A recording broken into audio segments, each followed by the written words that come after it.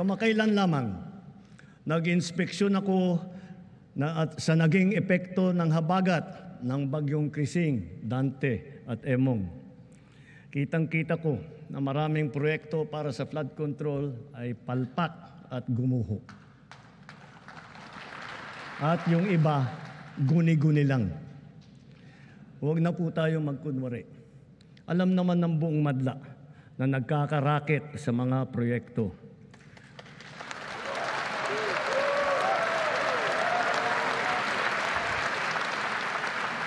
Mga kickback, mga initiative, errata, SOP, for the boys. Kaya sa mga nakikipagsabwatan upang kunin ang pondo ng bayan at nakawin ang kinabukasan ng ating mga mamamayan, mahiya naman kayo sa inyong kapwa Pilipino.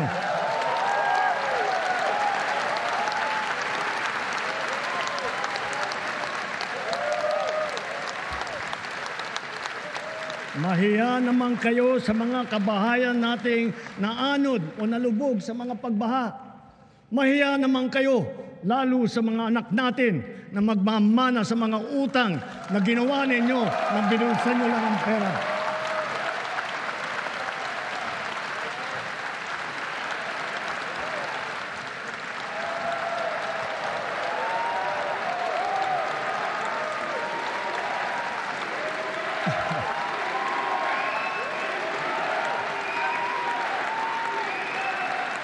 Para hindi na maulit, so that this will not happen again. First, the DPWH will immediately submit to me a list of all flood control projects from every region that were started or completed in the last 3 years. Second, the Regional Project Monitoring Committee shall examine that list of projects and give a report on those that have been failures, those that were not finished, and those that are alleged to be ghost projects.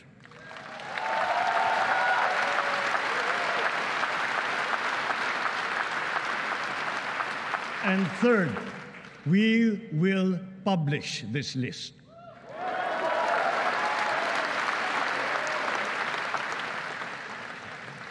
Isa sa publiko natin ang listahang ito.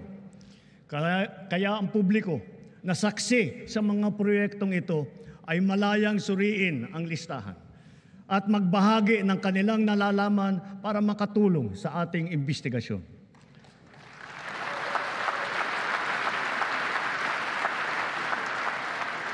At the same time, there will be an audit and performance review regarding these projects to check, to make sure, and to know how your money was spent.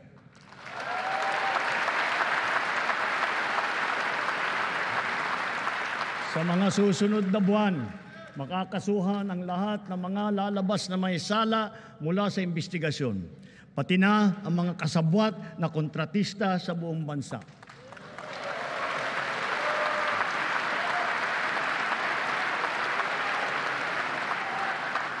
Kailangan malaman ng taong bayan ang buong katotohanan. Kailangang may managot sa naging matinding pinsala at katiwalian.